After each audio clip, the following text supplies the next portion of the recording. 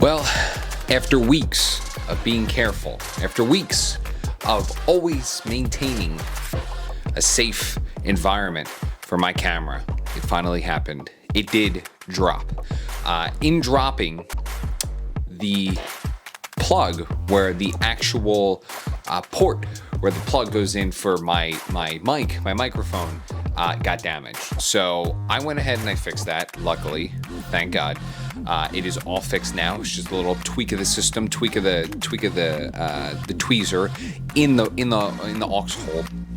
However, I was a little scared, and the reason why I'm even saying this in the first place is because it stopped me from being able to actually work and record and voice over in real time my workout that I had most recently recorded. So I am going to go ahead for the first time ever and, of course, do the actual voiceover post-workout so that you guys can understand what I was saying. I'm just going to basically cut, splurt, which you'll see the highlights and everything like that, but I'll talk over it to basically say everything that I wanted to say initially in real time now. But for now, and for this video, this is, I guess, a good way to test this out. I am going to go ahead and do this voiceover. So I appreciate you guys watching. As always, click that subscribe button. It's literally right down there in the right-hand corner. It's so easy to go ahead and do, and I would greatly appreciate it. I do appreciate always all the support, all the comments, everything that you guys give me in terms of feedback and substance for the channel. I always look at all the comments. I always try to respond to all the comments. It is super important for me to engage and make sure that my content is of the highest quality for you guys. So once again, I appreciate you watching. If you like the video, go ahead and like it, and don't forget to hit that subscribe button, and I will see you all in the next video. Take care. We are going to get into the first workout. The first thing that I did and decided to do was the Smith machine press. Reason being is because I find that it's a great warm-up. I also find that it definitely, if you do it right, especially in the front position, it's definitely better. I don't like moving my head back and forth, doing it from the backwards position, like putting the bar from behind your neck. I feel like it kind of hurts after a while, so I'm not a huge fan of it. I like doing it from the front. Like I said, it's a good warm-up for me. I like to press hard and I like to push hard on this one. It definitely warms up my shoulders and gets me in a good rhythm for the rest of the workout. By the way, we are hitting shoulders, biceps, and triceps in this day. So it was a full arm day, working on our front delts, our rear delts, our side delts, all components, all the magic, all the juice. So that was the first exercise that I did.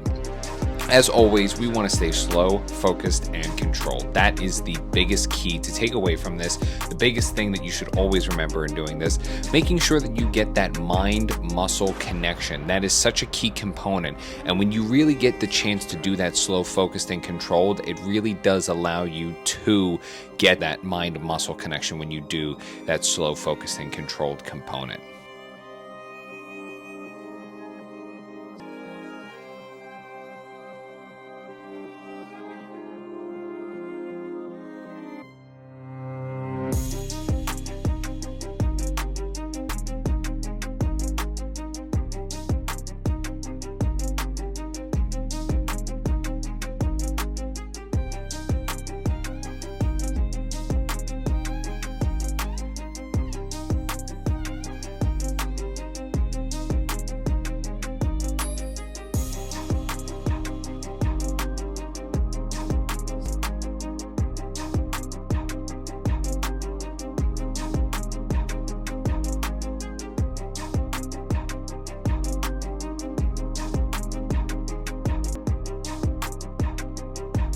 So from the Smith machine, I decided to move on to the lateral raises, and I supersetted it with dumbbell presses. So because I was supersetting it, I decided to stick to a somewhat comfortable weight for myself because I knew that I was immediately going to go into a superset. So I decided to start off with 40s, and I continued with 40s the whole time. But what I did was I, of course, Did the lateral raises, slow, focused, and controlled, and then immediately went into the dumbbell press, making sure that that was slow, focused, and controlled as well.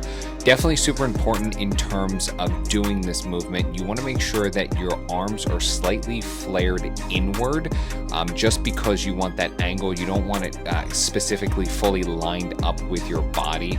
It's just a better form and a better movement in order to go ahead and do so for that actual pressing motion. After, of course, you go ahead and do that, make sure that you rest in between, make sure you take the necessary rest that you actually need to before you go ahead and head into another set. Super important that it's at least, I would say, 45 seconds to 60 seconds that you rest in between. Super, super, super important. You want to make sure that you regulate your heart rate. You want to make sure that you give your muscles time to recover so that you can really give it your all once you go into that second set.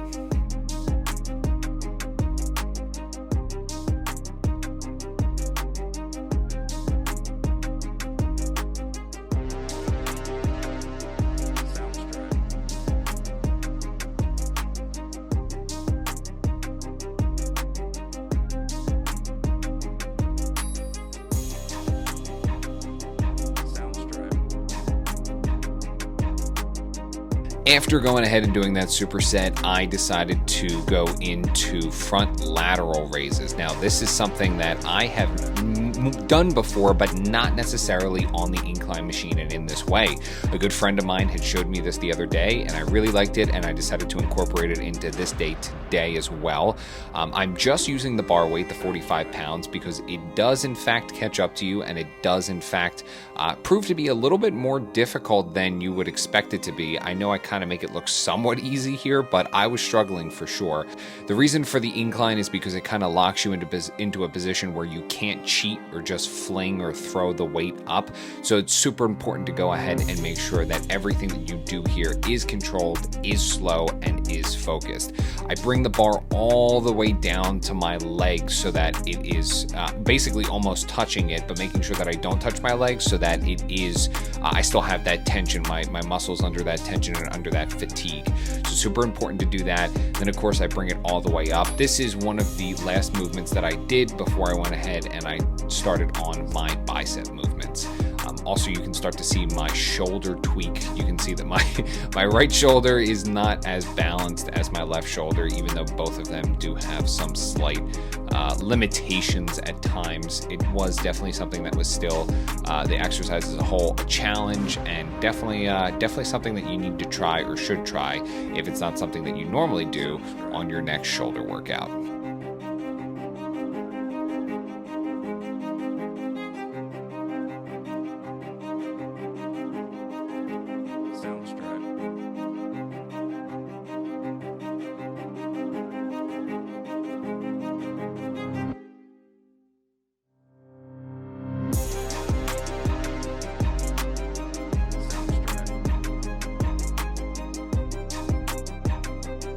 All right, we're getting into one of my favorite workouts. Of course, it's the hammer curls. The hammer curls are, once again, I'm getting up there in weight for sure. I'm currently swinging up these 65-pound dumbbells.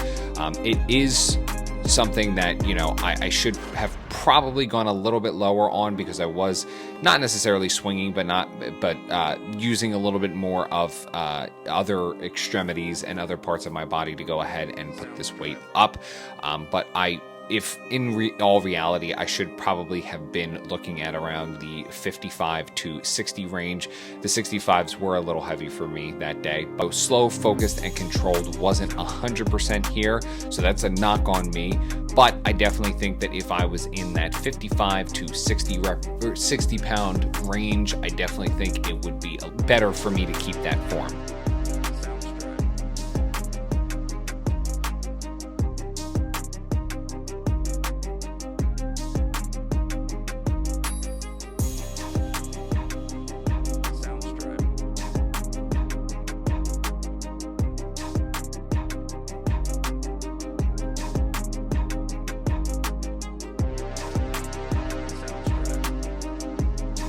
Alrighty, so now we're at one where it's It's a concentration curl. Everybody obviously knows that, but a little bit different and a little bit stylized, a little bit different than what I'm used to. I was talking to a buddy of mine this day, and he had mentioned to me when I was asking him what bicep exercises I should do, that I should go ahead and do the concentration curl. But when I go ahead and come forward, I should lean into it. And then when I go ahead and put the weight down on the eccentric, I should actually lean away from my body. Reason being is because it puts my bicep into a fuller stretch. And that's super important. If we can get a better stretch on that eccentric for our bicep, that's where we're really going to enter an optimal spot for our hypertrophy. And I go ahead and I kind of explain it here, even though I didn't realize that the mic wasn't working. And then of course, we're going to go ahead and alternate. These are going to be ISO. So we're going to do these one at a time. But as you see me, I come in when I go ahead and curl, and I lean backwards so that I can get more of that stretch on that eccentric. Super important to go ahead and pick a weight that you can be comfortable with.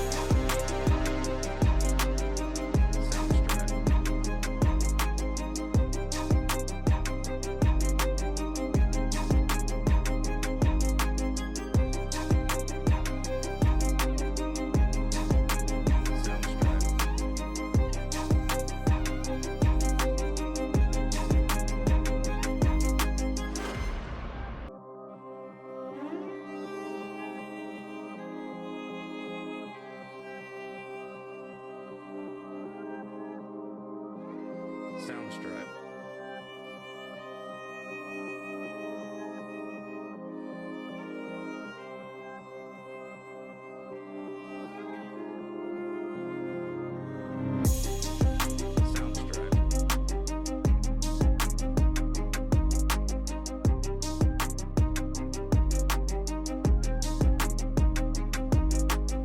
Now we're getting into one of my favorites.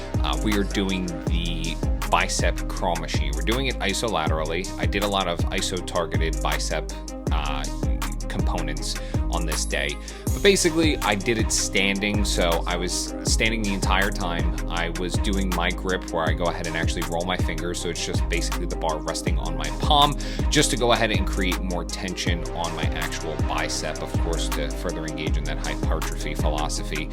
But in terms of how you stand, you should definitely put 1 foot backwards, 1 foot forward to make sure that you ground yourself while you're standing.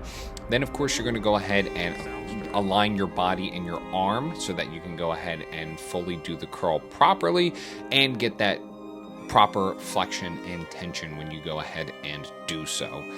By doing this, you of course make it an optimal movement for you to go ahead and perform, and you're definitely going to feel a pump. I'll tell you that. You are definitely going to feel this one after you go ahead and complete this set on each side. I did everything for 2 to 3 sets, some for 2, some for 3.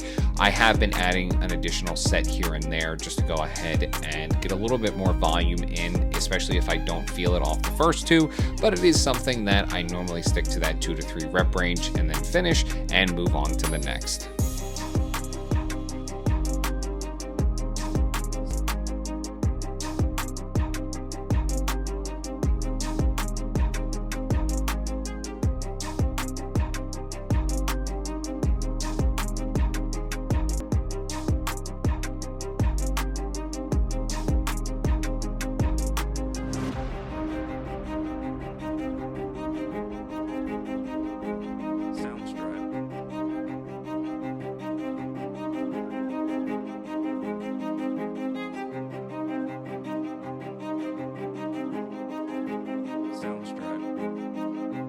Now here we are hitting our tricep push down. This is the last exercise that I did for the day. This is one of my favorite machines for triceps. Make sure that your elbows are on the pad, especially when you're pressing down.